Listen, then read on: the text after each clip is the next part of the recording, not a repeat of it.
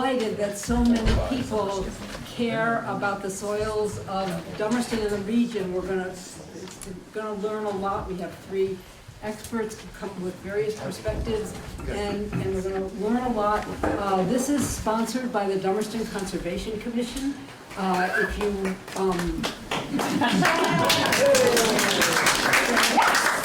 we have an email list that we'd like to keep you updated. If you're not on that email list, be sure and put your name out there. And all of these, we get, just people in town have been very generous to keep these programs going. And so if you want to make a contribution, there's a contribution jar out there. And what part of what that allows us to do is to have BCTV come and film. And that's incredible, not only for the people who can't get here tonight, but for those of you who maybe want to think about it a little more, want to re-look at it. So you can go, anybody in the world can go onto BCTV and see this for however long that stays going, and it's on our website, dummerstonconservation.com, and it's there ongoing. So there's a whole library now of information about the natural resources, not only of Dummerston, but of the whole region. So we're glad you're here, and I'll turn it over to Ed, who set this up. Well, thanks. It's great to see you all here. We've got 3 experts in your field here to talk about the soils tonight. First, we're going to have John Warren, who's going to give us a geological perspective, and then Drew Adam, who is a soil scientist, and Jack Manix, who is a farmer with Walker Farm. So, John, why don't you start up? Okay. As a geologist, the geologist's attitude towards soil is kind of sometimes ambivalent, because what the geologist wants to look at is the rocks, and the rocks are covered with the soil, so they tend to sweep it away and to get at the rock. And if the soil is thin and close, so the rocks are close to the surface, we think that's great. Farmers, however, they might think differently. The slide that I have, so I'm going to show you first is the slide, and even so that I'm a geologist, I'm still going to try real hard to talk about the soil. There is off of a website that's a sort of a classic soil profile, happens to be from Australia, in what is called the Terra Rosa soil, as you can see, it's in motion. And the 3 distinct zones. The upper zone is the dark zone, and that's where all the humus is, all of the organic matter, vegetation, and things of that sort. Then there's a layer between that, down below that which is kind of light colored, and then one that's red. And what happens is that in the humic zone, a goodly number of organic acids are formed, and those acids percolate down and dissolve minerals out of the rock, so that they're leached out and the material ends up being white. And then further down, those minerals get deposited, get precipitated, and the red color you can pretty much guess is probably iron. Iron is one of the main things that ends up in that lower horizon. Aluminum, magnesium, things like that. And there are a bunch of blobs in there. Those dark blobs, those are pieces of the original bedrock. This is a soil that has formed on the rock that was there, weathering of the rock, and you can see pieces of the rocks that are still left. And notice that they all look alike. All those chunks look alike. They're all that sort of dark red color. And the next one.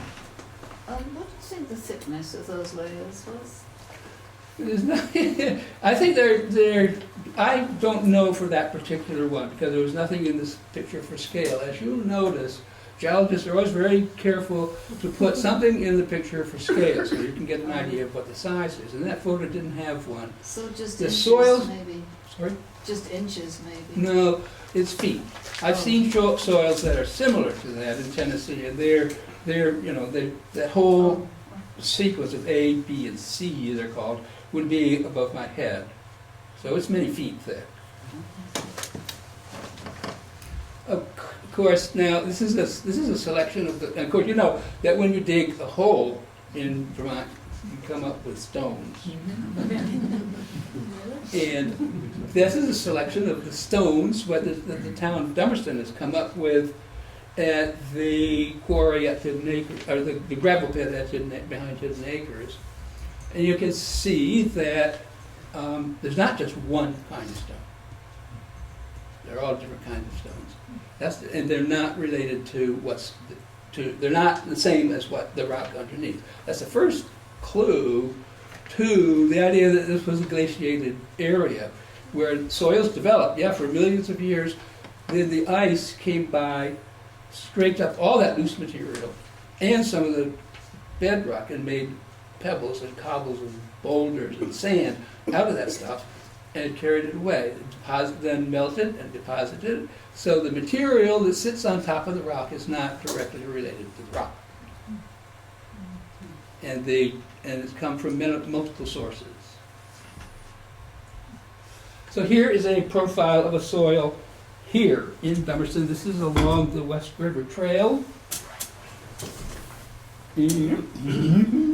Up there, right there, is the humus horizon, the A horizon, the soil itself. Then this is maybe the other two here leached down. This is the bedrock, which actually curves around about like that. Very, very sharp contact with the Black Mountain granite. And that soil then is like that. Not related to that. And that is another clue. One of the clues then is that the loose material is coming from somewhere else because it's all kinds of different kinds of rock. The second one is that there's a sharp contact between the underlying bedrock and the loose material above. And sometimes you get kind of when you dig a hole for a house, you get these layers of stuff too, which is outwash of the glacier. So you get all kinds of materials of that sort. And then, next. Again, a sharp line between the different kind of rock. This is the schist, I guess, or phyllites. This is the sort of recently freshened up road cut on the east-west road. We always like it. We geologists always like it when the highway department freshens up the outcrop.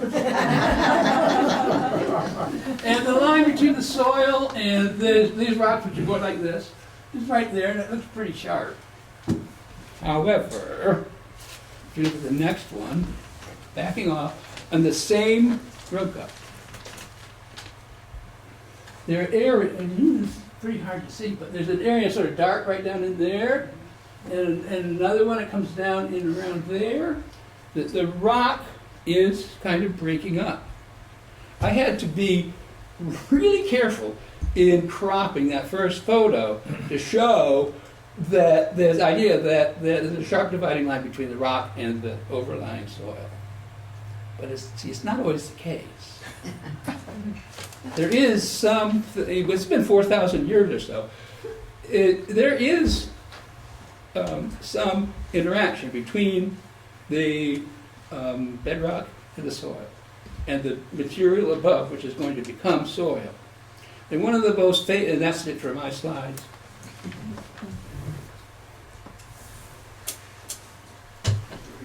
One of the most famous ways in which the bedrock does affect the soil in Dummerston, Windham County, and everywhere like that is in the Waits River Formation, which is a schist, but it also includes some layers which are called, for lack of a better term, impure marble. Because they're limey, but they're very impure. And this is one. This is the stuff that looks like this. This chocolate brown, it comes to pieces very easily. But if you try to break it open, it's really hard inside. And this is the dark gray color. And this much of it then has been weathered. And I have some one of the things that geologists use routinely is 10% hydrochloric acid. We put it on a rock, a limestone, a rock that has calcium carbonate in it, a limey rock, and it fizzes, if it has that. I brought some, we can maybe try it later, but this part fizzes, this part does not. And so what has happened is, the change that has happened is that the calcite, the calcium, has dissolved out. It's one of the most soluble kinds of minerals, and it's a very important mineral for the growth of plants. And this was from a boulder. This is from a boulder which was about this big in a stone wall.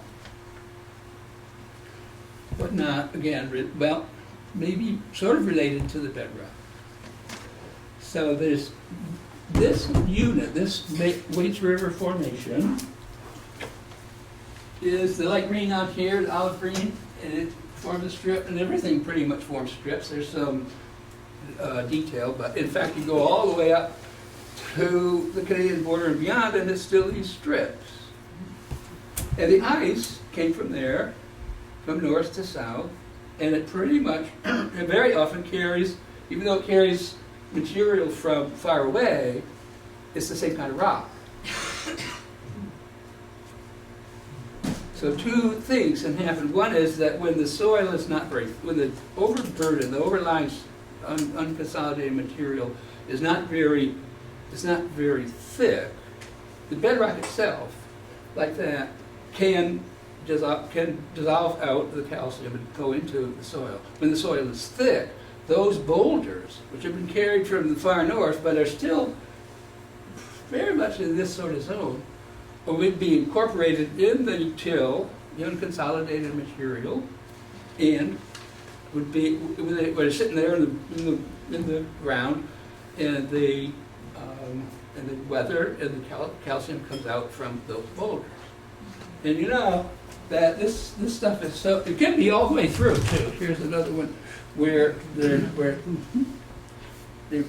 weather all the way through. And these are famous, you can find them all the time because they're the ones with the moss growing on them. I don't know if the moss need necessarily aligning conditions, but those things are like sponges. Those things are like sponges. They have a lot of water, and moss is really like water.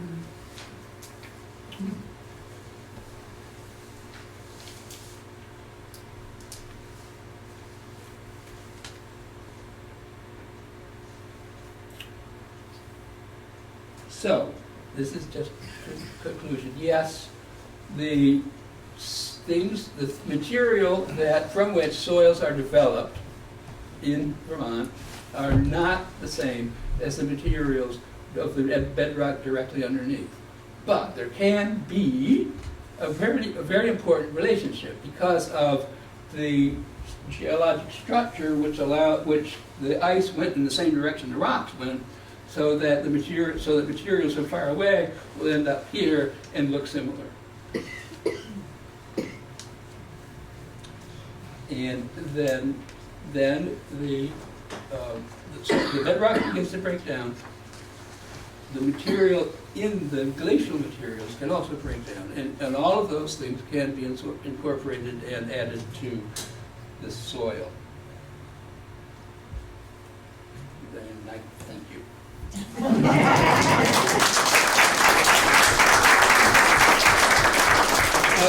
You'll notice that I didn't say a practical word, right? A word that would be practical, but this is where these folks come in. We're going to have a full question and answers session after everybody has spoken, but if anybody has a quick question or a clarification that you want to ask John before we go on? Mary Ellen? Is there something, the soils, particularly along the Connecticut River, I've heard that there's some soils there that are the result of a lake that was there. There was a lake, and I hope Jack can talk some about that kind of soil. Well, I'm sure he will because he farms there, but yes, anything that you want to add about any of the glacial lakes or the deposits from the glaciers would be welcome, and each person will probably have their own perspective to add on that. Yes, in the Connecticut Valley there was a series of lakes that formed from meltwater as the front of the ice melted back up that valley. And there was one here for, that's been dated for lasting about 500 years. So not quite that long, but almost 500 years, which would be long enough if we were living here that we would say that's a permanent lake. There would be many generations of people who lived on that lake. The result is very thick deposits of clay. And there's a clay pit at the Sweet Tree Farm where they take that clay to use for tennis courts. And that soil, those clays have they're partly calcareous. They have some calcareous. Have you ever, you know what clay babies are? They're little concretions, the little calcium concretions that they're sort of rounded shape and flattened and look like, sometimes they look like creatures.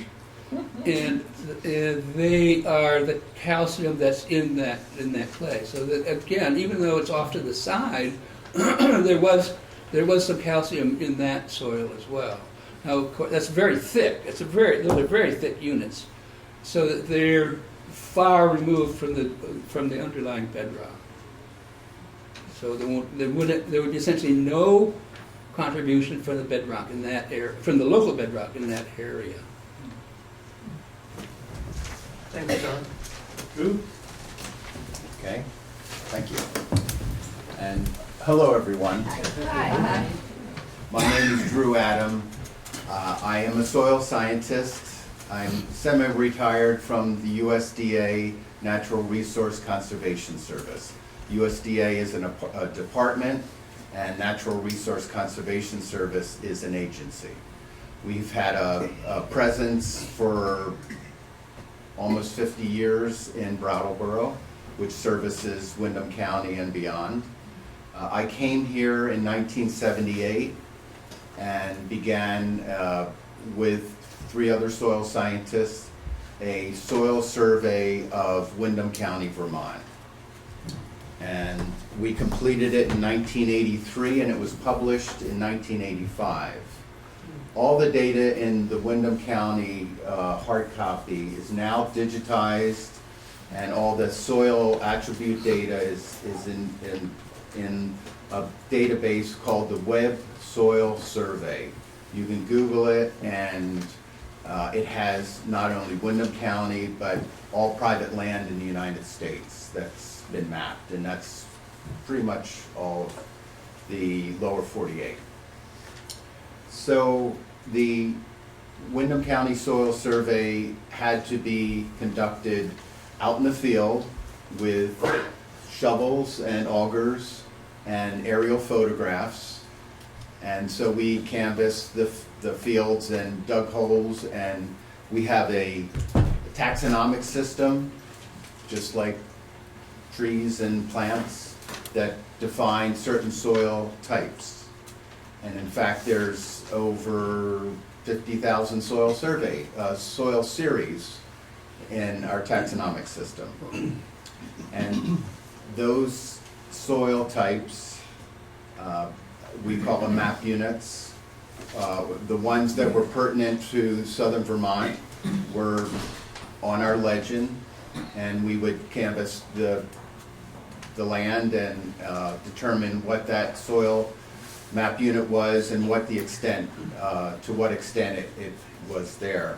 And then we drew polygons around that map unit, and we continued our survey until Dummerston was completed, and then we moved to another town, and we mosaicked all these together, and by 1983, Windham County was basically done. So, just to give you a little background on how we differentiated our soil types, we were looking primarily at the 5 soil forming factors, which are climate, parent material, topography, time, and organisms. Organisms can be everything from microorganisms to people. And then when we would go out and into the field and look at the sample that we would pull up with an auger typically, we would determine the texture of the soils, the colors, as John was talking about, the horizons we call them, A, B, C. And we had a color book, a Munsell color book that we compared those soil colors to. And based on the texture, surface stoniness and rockiness, depth to bedrock, depth to seasonal high water table, and current land use, we would make our decision on where that map unit would be delineated. So that, and there are many orders of soil survey, well basically 3. We did an order 2 soil survey, which says that the minimum polygon size is 3 acres. An order 3 soil survey would be something you might map in a national forest where the land use is primarily 1 or 2 different things, and the map unit size can be much larger and you can combine soil series together. An order 1 soil survey is usually privately done. They would be on farms or on areas of development, and they would be in the grid where you would be digging test pits every so often and logging very detailed information. So an order 2 soil survey is what we did, sort of the one in between. Those unique characteristics became part of the attribute data. The back of the soil survey has all the soil maps with the polygons on them. And with each polygon, there's a number and a letter. The number corresponds to the soil type. The letter corresponds to the slope of the land. So you have a 17A, a 17B, C, D, and E. And the A would be a 0 to 3% slope, B 3 to 8%, C 8 to 15, D 15 to 25, and E anything greater than 25%. So that tells you the slope and it tells you the soil type, but it doesn't tell you what kind of soil that is. So that's where the tables and the attribute data come in handy. And from that, you can read a narrative of these specific map units, and then you can also find what the suitability of those soils are for building roads, putting septic systems in, putting a basement in your house, what the potential agricultural yield of that soil would be, what may be the site index, which is a forestry tool to determine whether you're going to have good growth on that soil for trees or not. So that's all important data. It's generic information, and variety of different users can use it, from foresters to farmers to land use planners. And so one of the ones that has been an important interpretation has been what constitutes an prime agricultural soil. And so that definition is actually a national definition, and there's been reports about how that's been defined. I have a Vermont publication that's called Farmland Classification for Vermont Soils, and it defines the different map units that constitute a prime farmland soil. And I'll just go over briefly some of the qualities of what constitutes a prime farmland soil. The soil temperature and growing season have to be favorable. There has to be soil moisture. Our climate has to be conducive. For example, if you're out in the desert, you're not going to have prime farmland because of the arid conditions. Water moves through the soil and root restricting layers that are absent within 20 inches of the surface. So many of our soils can be restricted by bedrock, or they can be restricted by a hard pan. And there's a dense forming layer that actually perches the water as it goes down through the soil. If that hard pan is within 20 inches, it eliminates that from being a prime farmland map unit. It has to have less than 10% of the surface layer that's free of rocks and stones. The soils can't be too acid or alkaline. The soils are not frequently flooded, which means less often than once in 2 years.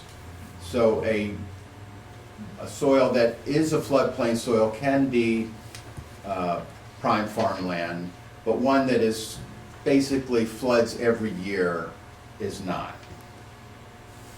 And slope is very important, because the steeper the land, the more erosive the soil can be, well, especially when it's plowed.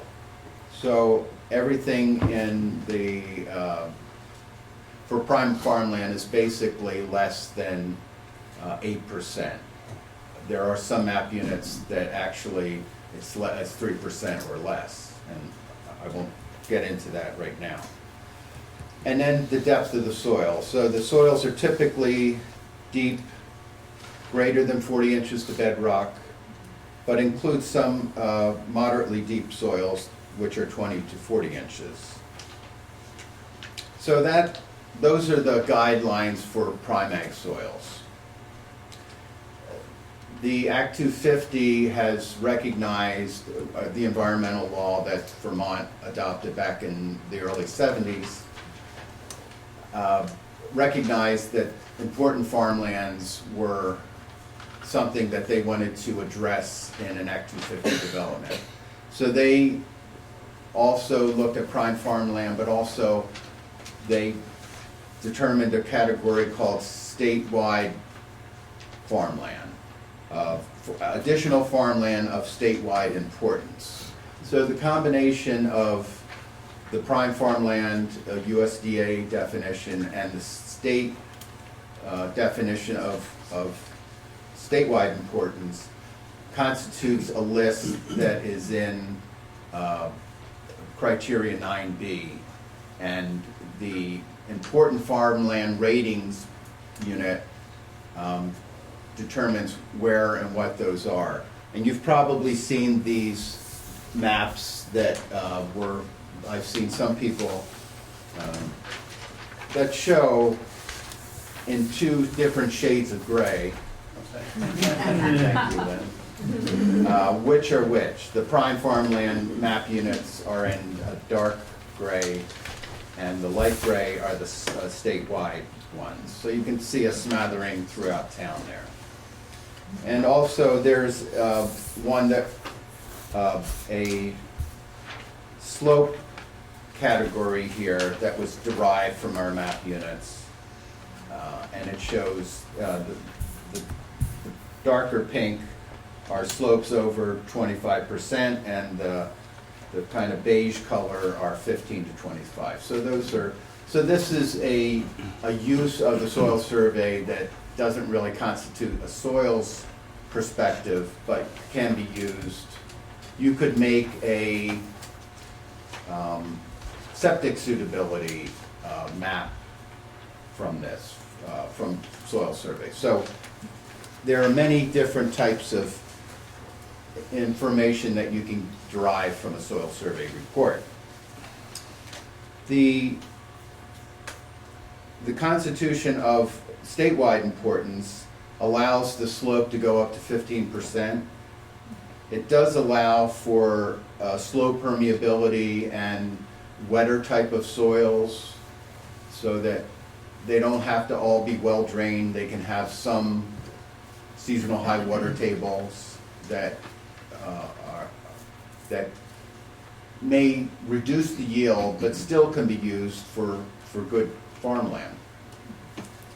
And in fact, many farmers will take some of these soils and put in tile drainage, and it'll lower that seasonal high water table, and they can be as productive as a prime farmland.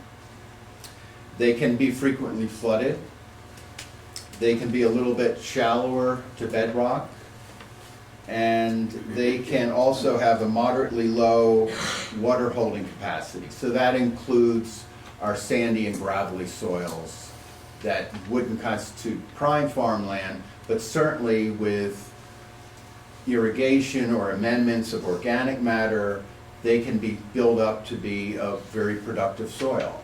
In fact, I've been told that a lot of the vegetable farmers prefer these kinds of soils because they're easy to get on in the spring. You can add nutrients to them. You can irrigate them. You can do a lot of good things with them. So, those are the two categories that are listed on the map.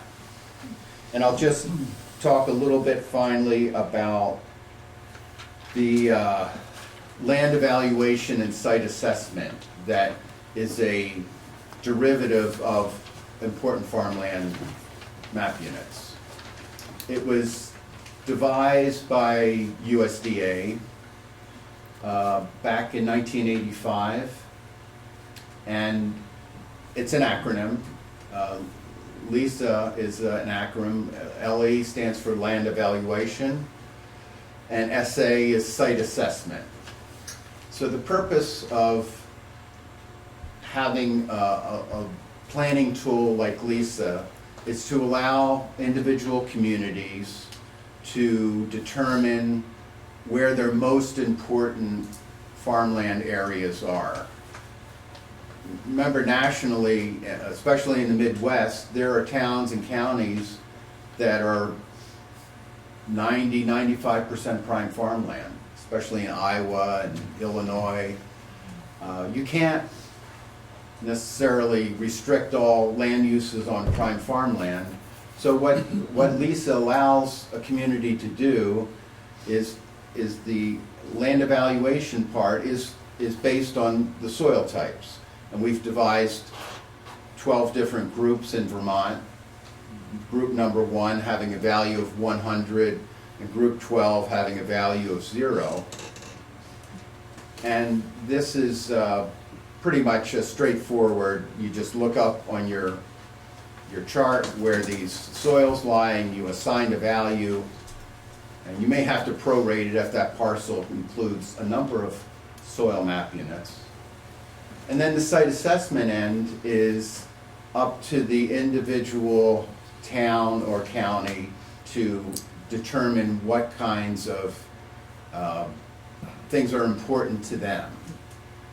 And for example, and this is something that I have not seen in the town of Dummerston, for example. I did work on a LESA system in Brattleboro years ago, but it might include things like the size of the agricultural parcel, the proximity to active farms, what the current land use is it being used for agriculture, or maybe it's just a mowed lawn, you know, in front of someone's house. So these then prioritize your agricultural soils and parcels in town and assign, and this part is it's a 2/3, 1/3, so the land evaluation is 100 points. The site assessment is typically 200 points for a maximum of 300. And so that system can be devised by an ag committee or a planning commission or a conservation commission in the town, and they would go through all the individual parcels that would contain important farmland units and assign a priority system. And then that could be used for land use development or a variety of purposes, I suppose. So that's all I have to say. Any questions or questions at the end? Any quick questions? Jody? Well, I'm just curious, because I know we've been through town plans and zoning and everything. We're starting over again now, and I know back when there were several people who questioned the value of LESA because it was done back in 1975 and not up to date now. Is there an up-to-date, or do the lands pretty much stay the way they are when you were plotting them? Well, certainly the soils have not changed. They're pretty much the same soils and will continue to be for many, many years. A town certainly could look at the site assessment values assigned to the LISA system and say, I don't think this particular question is relevant anymore, and maybe we need to update that question. Those, I assume, were listed by a committee that felt that these 5 or 6 or 10 questions needed to be answered, and so those are the ones that could potentially be updated.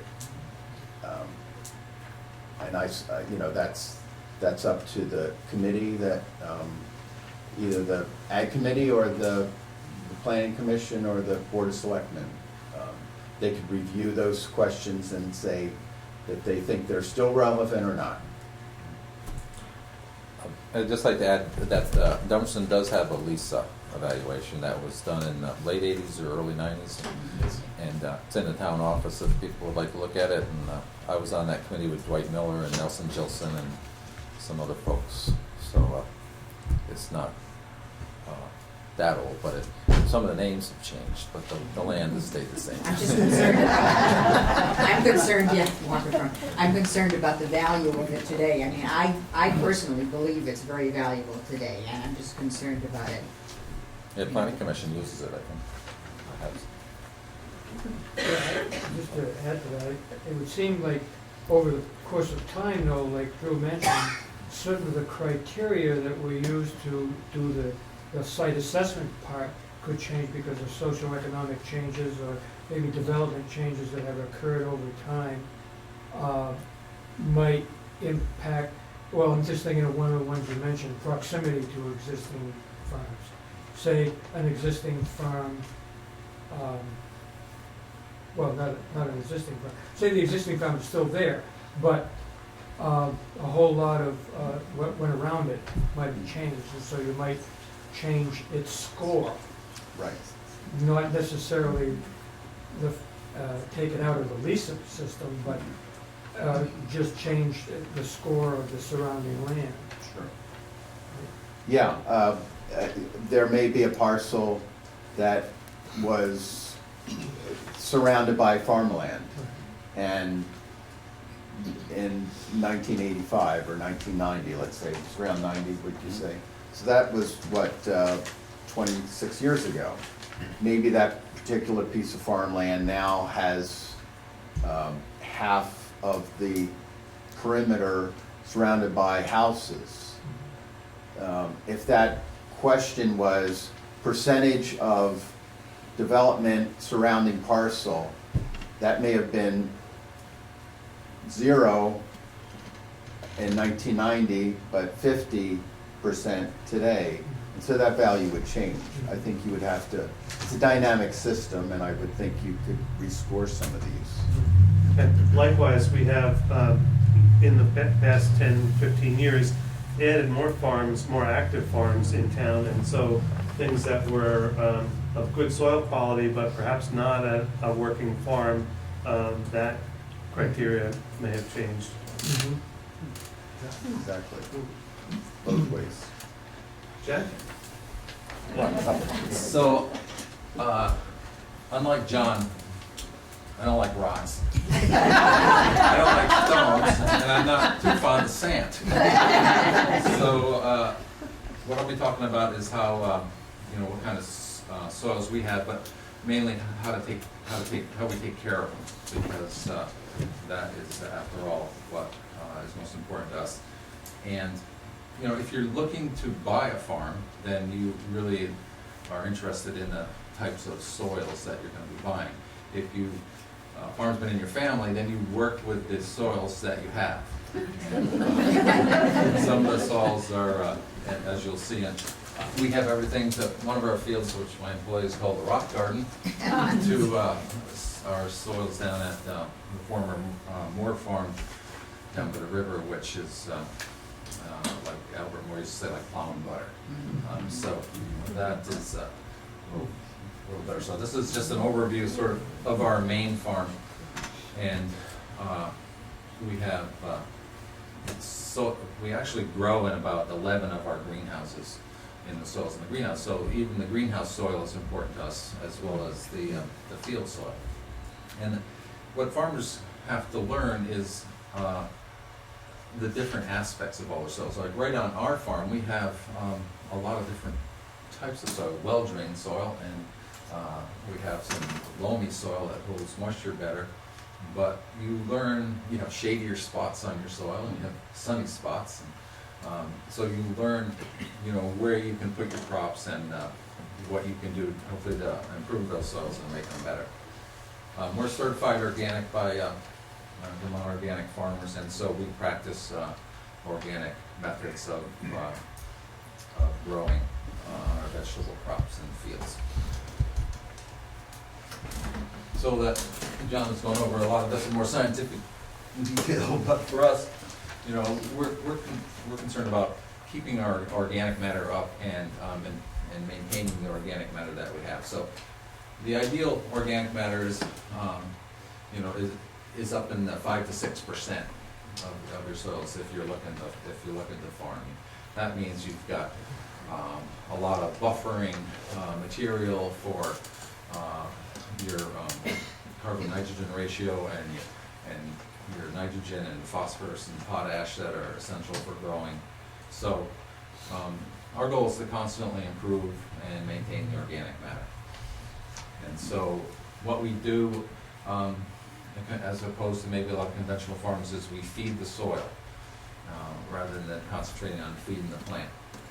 There's actually a big battle going on now between farmers who grow in the soil and hydroponic farmers. And there's a big protest demonstration on October 30th up in Cedar Circle Farm, because a lot of organic farmers feel that to be labeled organic, it should be soil grown and not grown in water.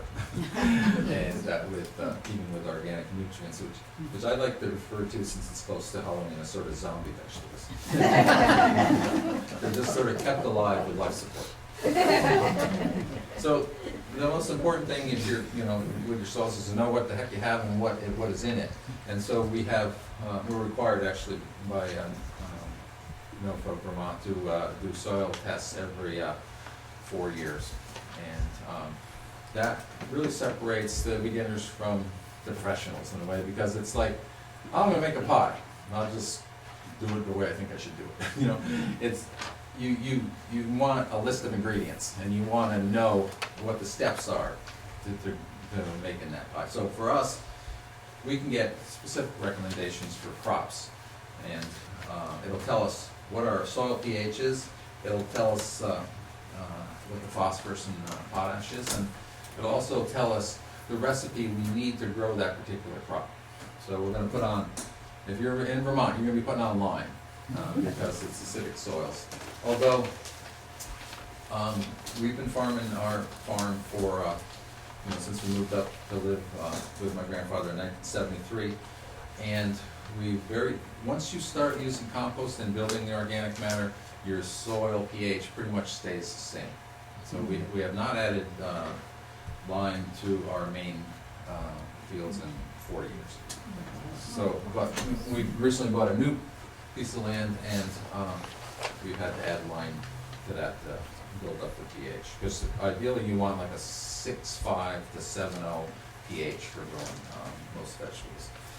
One of the things too that we're going to have to be more careful of now, and you can see it on that chart. I don't know if you can see the stars, but in that graph, but right there. Yeah, and then Drew's going to point that right out because he knows what that means. That means that our phosphorus levels are high because we've been adding a lot of cow manure and compost. And so the state has recently come up with a lot of new regulations to avoid high phosphorus. So we're going to have to cut down on some of the, we're not really actually in too much of a danger zone. We're about 21%. They like it to be 20% or less. Some of the dairy farms are up into 40, 50. percent, you know, and that's a concern for runoff like into Lake Champlain and into the water. So these new, they're called the RAPs, or Required Agricultural Practices, and we'll be working with a soil management plan to make sure that we do things the right way. So basically, you know, we want our crops to be happy, so this is what we're gonna do to feed our soil. You know, we actually buy in a lot of manure from dairy farm, Stone Home Dairy Farm, and according to the organic regulations, we compost that for a year, turning it and temperature measuring it to make sure it hits 130 degrees for 3 days in a row, so that the pathogens are killed, so that the compost is safe. And that's sort of the key. We spread that, and usually in the spring, but occasionally during the year, we can't spread green manure on crops like 3 months before the crop is to be harvested. So we make sure it's a year old, and we spread generally like 15 tons an acre that we're putting on. That's our main. So what we're also doing is using, you know, to build up the soil organic matter. I hate to see bare soil, so we use cover crops. We've used alfalfa, we used vetch, we've used winter rye, we use oats if we want something to get green fast and die over the winter. And then we use, I really like in the summer, if I have a bare spot, to use buckwheat. I had this, I don't know if this will, no, I don't think you have the, oh, who's gonna play that? Nope, it's a little bitty one, but I don't think it'll be played on here. But anyway, we put that in our fields, and it's really nice. It chokes out weeds, and it adds a lot of organic matter to the soil. It's really nice for bees. They get a lot of honey from buckwheat honey, and it's really good for the carbon-nitrogen ratio, which is important to the soil temperature. So, whoops.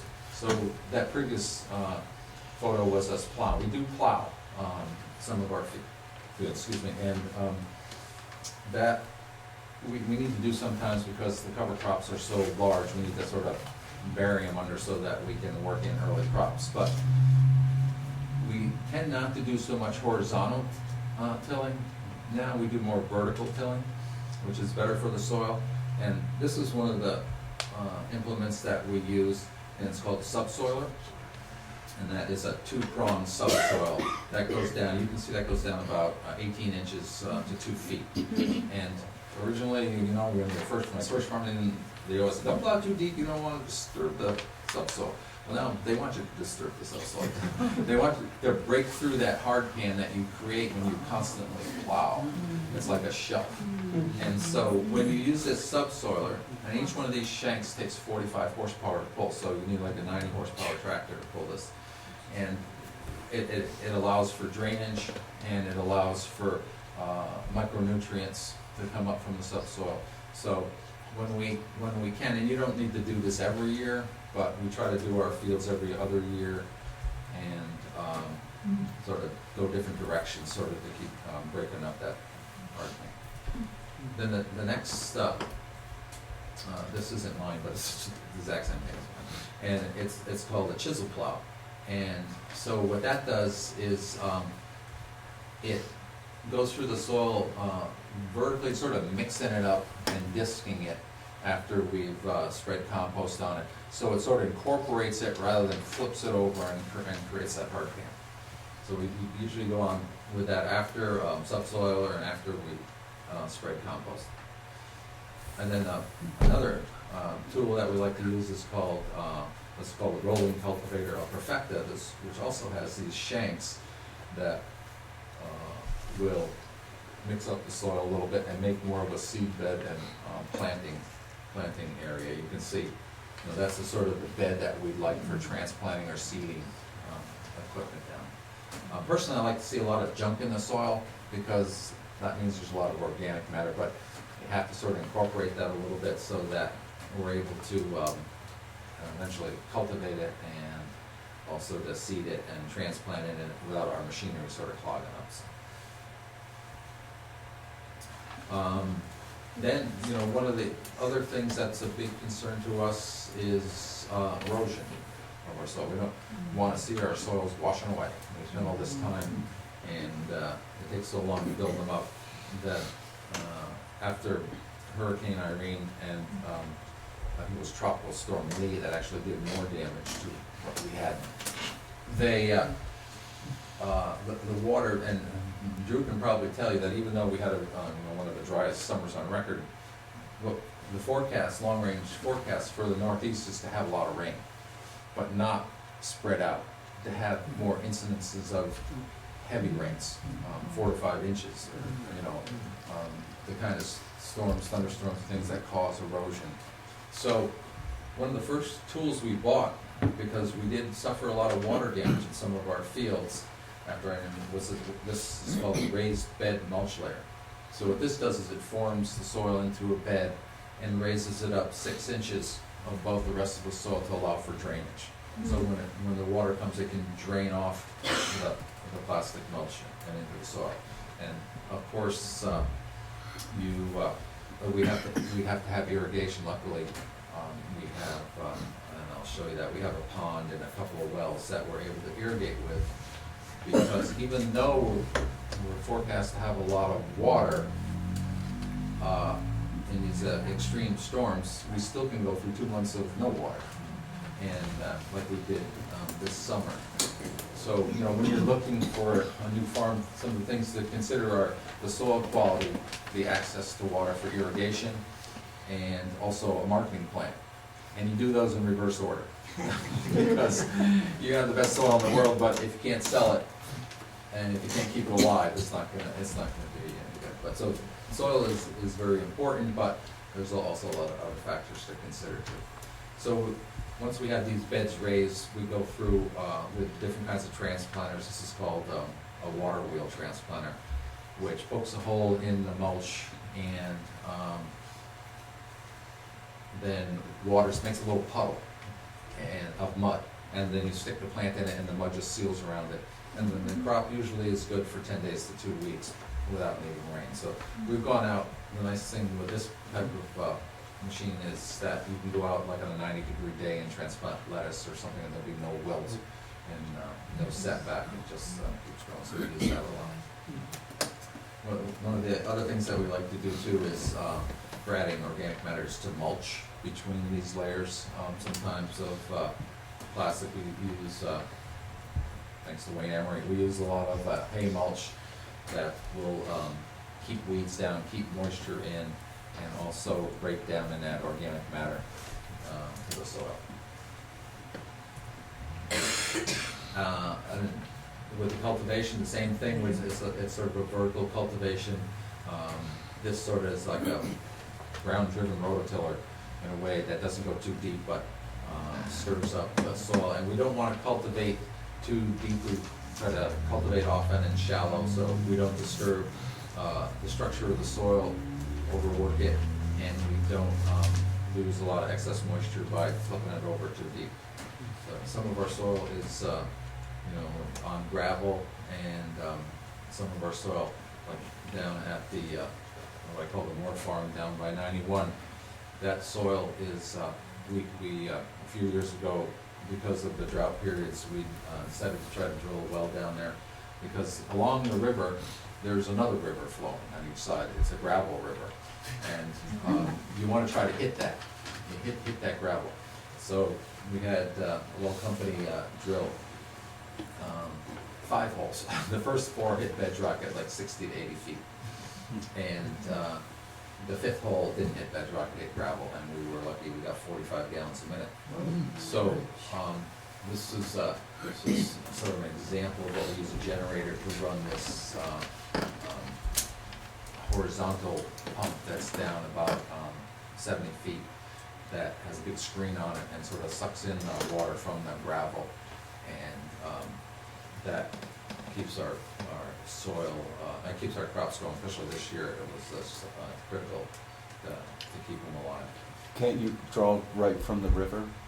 You can draw right from the river. For us, it was more difficult, and we gotta run a pipe up, we gotta have a tractor down by the river. I'm not crazy about river water for overhead irrigation, even though that Manix is a little cleaner than it used to be. And we use all drip irrigation, except we use some micro sprinklers sometimes to germinate some crops, which don't require much water. But this we knew was gonna be, clean water, and, this soil, which is, the topsoil, they say sometimes 40 feet of topsoil. Albert Moore used to say it was half the fertilizer, twice the yield down there. So we're privileged to be able to farm. It's class 1A soil, which is I think some of the best soil in New England. Our other farm fields are more sort of class 2A, which is also very nice soil, but they both sort of favor different crops. This heavier soil is good for like corn and tomatoes and heavier things that require heavier nutrients, but the soil we have around our farm, which is more well-drained, might be better for smaller crops like lettuce, radishes, things like that. So we learn over the course of the years which does best in which types of soil. And so, the end result is to have, a healthy soil that will grow just about anything. And we've been fortunate over the years to be building up the soil with cover crops and compost and organic fertilizers to meet, the nutrient requirements to have a pretty good consistent supply of crops with the water. And even, like I say, even in the greenhouse, we do soil tests and additives and try to do rotation. You can't move a greenhouse around very easily, but you can move the crops around inside of it. So between tomatoes and winter greens and different crops, we're able to get some sort of rotation going, which is also one of the key ingredients in farming, is the rotation of the crops, to not constantly take the same nutrients out of the soil every year, which unfortunately I see too many dairy farmers doing and not putting on any cover crops.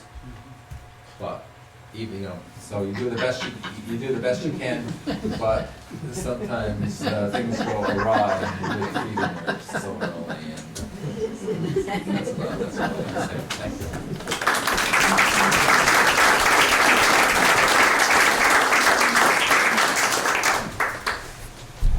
Thanks, Jack, that was great. So what questions do you have for these gentlemen?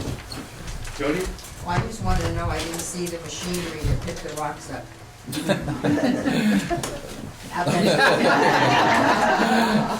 can't use a potato picker or anything like that? A friend of mine has a rock picker. We haven't had the need for it, but they do have rock pickers that have like long forks that take it and scoop it up into a chamber, and they go to the end of the field and you dump them on your neighbor's land, I guess. So I wasn't just being funny, they really do. Oh yeah, they do. They do that. I've been called a rock picker. Yeah, I do. Lynn? Well, I have more of a comment to make. So soils are not just important for growing those kind of crops, but also for trees, and it's not random where trees are growing. It really is based on the soil and the rock. So at Jack's farm, there's pine growing because it's a sandy soil. So that's just where it works. And on a steep slope, which is less slope, which is less soil through there, hemlock likes to grow. And then our best soils that have Waits River Formation. From this? Yes. Have Waits River Formation and have deep soil is what grows sugar maple and ash. So on a specific site, you should know that a tree, if it's a better growing site, but the same age, the tree grows taller. It doesn't grow wider, it just grows taller. And that's the key issue in terms of soils and rocks. Thank you. What about oaks? What are they like? Oaks like certain kinds of steep slopes. And they're not, they have a lot of factors, not in terms of the ones that I laid out that are more, a little bit more fixed. But oaks like to grow in south-facing slopes often.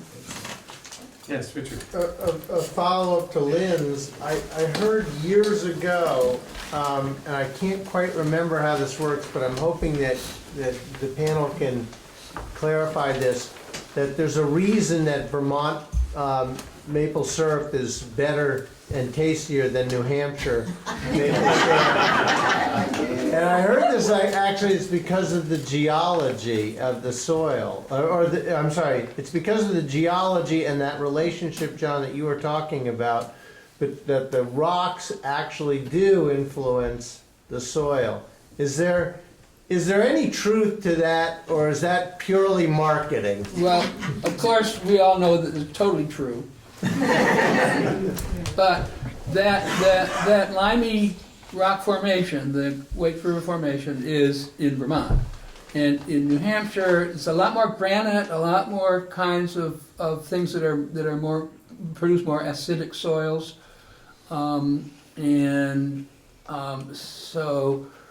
So maple growth is not quite as vigorous as it is here, and that could be a factor in the quality of the product. Sam? I wanted to follow up about the acidity of the soil, because you mentioned limestone, but isn't limestone tending to make the soil more sweet? Yes. And we also have granite on the west side of Black Mountain, which does that not make the soil quite acidic? I'm a little confused because Jack talks about his soil being acidic, and but if the limestone's over on this side of town, is it because we have so much glacial deposit that's causing? Can you talk more about that? Because I'm trying to straighten that I out. think, well, from my perspective, I think the acidity is more at the top, Okay. and the limestone is more down below. For example, when you're boiling maple sap, you just like when you're boiling a lot of water on the stove, you better clean those pans and reverse the flow every so often because the lime builds up so much from the evaporation. Soil, like for example, our water that we use to water from deep wells is very alkaline. Because it's come down below. Yeah. But if you take surface water, from the acidic rains, it's very acidic.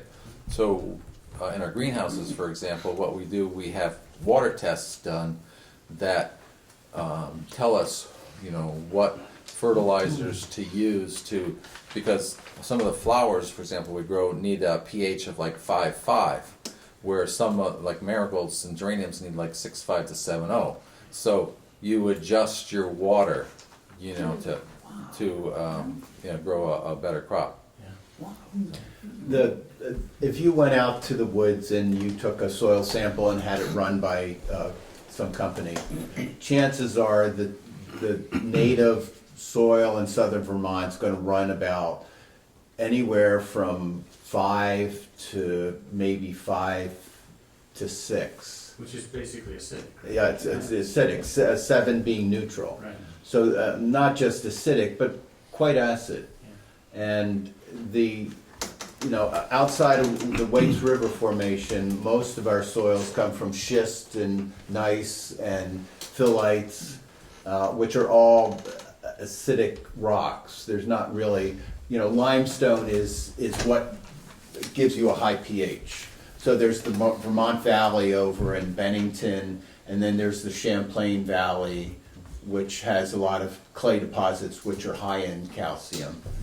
But for the most part, the rest of Vermont's got naturally acid soils.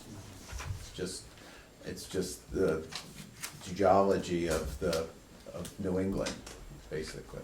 And that's what makes the Wake River Formation kind of like really cool, because it is the one unit that does have a significant lime content, and it's not just spread throughout, because the Wake River Formation is mostly those phyllites and schists, and these impure marbles are in stripes here and there, or pods and that kind of thing, and it can be it can be quite specific. If you're looking, if you're in the woods with Lynn, and you're looking at a natural sort of setting and not a farm, the wildflowers and the ferns and things like that require a more limey soil will be right smack where one of these units of imperial marble is, and nowhere else. So it's quite highly specific, and this is of course where the soils are not very thick.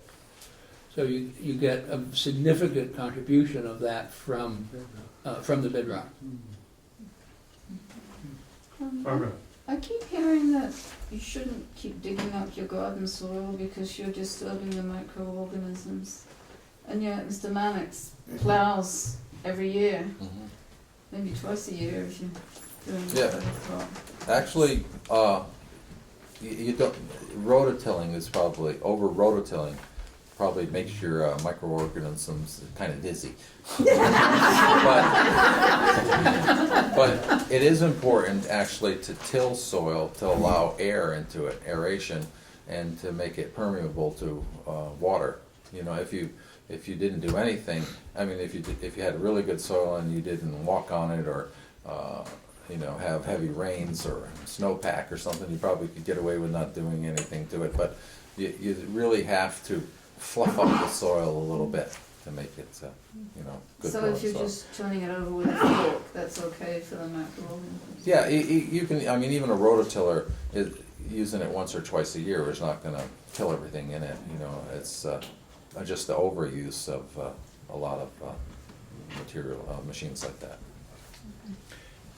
A lot of turning of the soil exposes there's aeration that goes on, and aeration decomposes organic matter.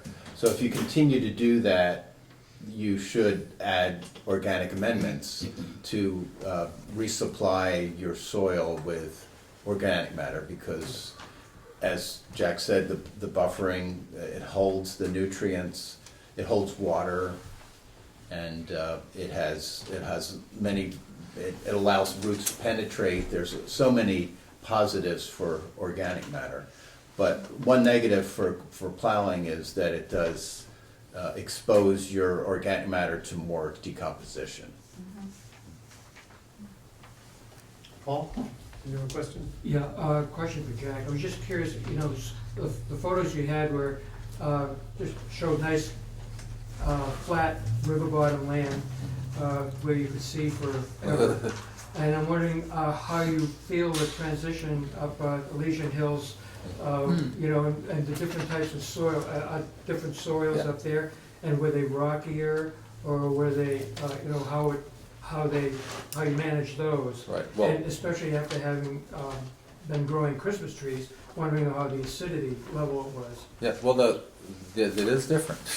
And there's not much flat land up there, and trees are also a crop, And so the most recent soil test I had done was sent to UVM for the specific purpose of growing Christmas trees, and they came back with some excellent recommendations, which we converted. We'll be certified organic up there next year, so we converted to organic amendments and fertilizers. The pH was just right. The Schmitz had taken great care of the land. It is different land, it's heavier land. It was fantastic for strawberries that we planted up there. But there's, you have to be careful, I think, of erosion because of the slants. We're doing some different things, planting clover in between the trees to add nitrogen and some different. It is a different soil, and we're getting used to it. But it grows a nice Christmas tree. Other questions? Stan? I can go again. It looks like it. The soil survey, when you talked about that, Drew, the various criteria or aspects of the soil that you talked about, you didn't say the words topsoil, or I'm not sure you even said organic matter.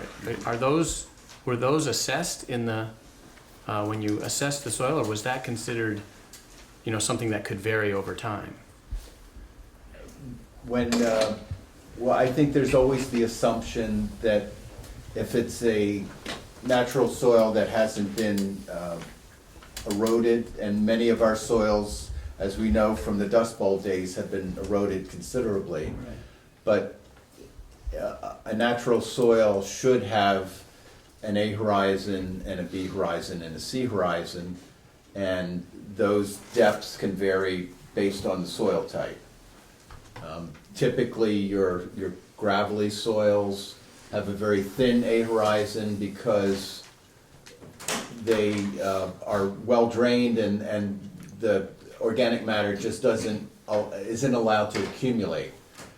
And in our swamps and bogs and wetlands, there's a great deal of organic matter. That's because it's in an aerobic condition, and the bugs, the bacteria, don't have a chance to break down the organic matter, so you can have several feet of organic matter. So were those are in the report? They are, and when we define what constitutes a soil survey, like Dummerston, there is a soil series called Dummerston. It has certain qualities and characteristics that are unique to that soil. And in fact, there are some soils that we started mapping in Windham County that were actually brought up from the Pioneer Valley, and we named the Dummerston soil. It was actually Duchess when we first started, but we realized that the soil temperature regime was colder here. We have a frigid soil temperature in Vermont as opposed to a mesic soil temperature in southern New England. So calling it a Duchess soil was actually a mesic soil. And we have frigid soils here. So it's basically the same soil, but it's in a frigid temperature regime. So we classified it as Dummerston. And that's used throughout northern New England, not just in Vermont, but in New Hampshire and Maine. I guess what I'm driving at is that, in any given acre in Dummerston that you assessed in the 80s, somebody could have, like Jack, could have poured manure on and gotten themselves 6 more inches of topsoil, which would really change the. Right. If you're assessing that in this survey, that would change,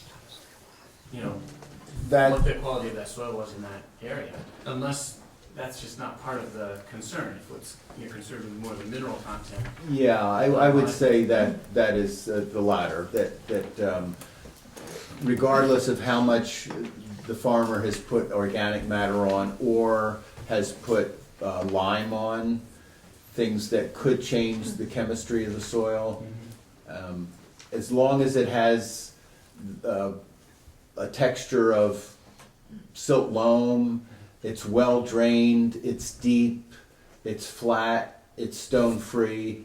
Those are the qualities we look at. We're not looking at how much organic matter or how much fertilizer has been placed on that soil. Okay. And just like to add that the farm's been in my family for over 200 years, but we're not gonna get 6 inches of topsoil, no matter how much manure we put on. It's gonna take centuries. So, on the Dummerston Lisa assessment, we didn't have access to the soil tests from all the individual parcels, so we weren't able to measure organic matter. But we were able to use the soil maps to identify the class 1A and the class 2 and slopes, and so that was what people actually applied, herbicides or organic matter or whatever to their farm. We weren't considering that. That illustration that I showed of the soil on the Black Mountain granite, the A horizon, the organic matter was about 2 or 3 inches there. And that's an uncultivated soil, obviously. My sense is that regardless of what the Lisa score is, the prime and statewide important agricultural land is not defined by Lisa's score, it's defined by other criteria in terms of its ability to grow crops. I gather is that correct? Exactly, yeah. But the Lisa score should take that into consideration. That's right, and that's what the LE and LISA stands for, is the land evaluation. So Right. that's strictly a soil score. Right. Site assessment is the other criteria that committee has come up with. Mhm. It's my understanding that I think Lisa scores can be used in Act 250 hearings Mhm. also. That's right, For, consideration. that's right. Looks like we're winding down. Any other questions? Yes, Ruth? This is not a question, I'm Okay. gonna get my head taken off, but I've had it taken off before, so I don't care. But we have a lot of cheddar cheese for sale. No, I don't have any apple pies here, but I have But we cheddar will. cheese for $5 a pound. And there is cider, which is by donation. I think most of it now is gallons. I believe the out date is today, but it will be fine if you drink it tomorrow or next week. So where is this, right out here? in the It kitchen? goes right in that refrigerator over Oh, there. it's in the refrigerator. So after we're done, we'll move the choir robes, and you can come up and meet Ruth here to bring home some cheddar cheese or cider. Sam? If I can make a list for a future Dummerston meeting. Yes, please. And I'd love to get this on camera. The Dummerston Planning Commission is having a public forum, is that in 3 weeks? November 1st, the week before 2 weeks. Election Day? In 2 weeks. 2 weeks. So this is our draft of the town plan, which we are updating. We've been working hard on it for a number of months. We still have a couple of chapters that are not in it because we haven't gotten to them. But some of the chapters that may interest you the most are the land use chapter and working landscape and conserved and publicly owned lands and natural resources. All of those have been updated, a lot of them by the Conservation Commission. There are parts that, there is a mention of the Lisa report, so I highly recommend that you take a copy tonight. I have 5. But I asked the town office to print 10 and they gave me 5, so please call the town office and say, I need a copy, and they'll print you one out. They'll leave it on the porch if you can't get there during business hours. People download It it. is also on the website. If you go to the Dummerston Town website, there's an announcement of the meeting and a link to click, which will get you to the draft. It's not a thriller, but it's easy to skim and find the places that interest you. And we really need public involvement in this process. This is your town plan. This is our strategy for the future of Dummerston. So it may not be the most exciting strategy, but it is what Jack Manix mentioned, the Act 250 process. This is what the Environmental Commission looks to when something's happening in our town. To make a decision about a development. It's also when there's the Public Service Board looks to the town plan as well when there's a public, a electric generation like a solar development or wind. So we haven't got our energy chapter in here yet, but we will, and we'll have future public forums. But I would really love to see a great turnout at that meeting, and even if you just come for a few minutes to see what this is all about and pick up your copy. So Is it that's my here? pitch. Is it here? It will be right here at 7 o'clock in 2 weeks. And I do have these copies right here. They haven't been stapled yet, but they're for you. And please do avail yourselves of your local tax money at the town office and get a copy if you want. And if you look at pages 22 and 23, you'll see that in our previous town plan, there was a good description of the Lisa process and the parcels that were evaluated and given high scores. We'd like to see that continue to be in the next iteration, but you'll notice there are some lines going through those paragraphs, so your comments about that on November 1st, or in writing to the planning commission if you can't make the meeting, would be useful. Lynn, did you have something you wanted to? That's just what I was gonna say. Okay. Any other last words before we go out into this warm evening? Before you buy your cheese and your cider. Yes, yes, I know you came in through the entrance, but the exit is over here. So thanks you very much for coming. This has been a great night. Thanks.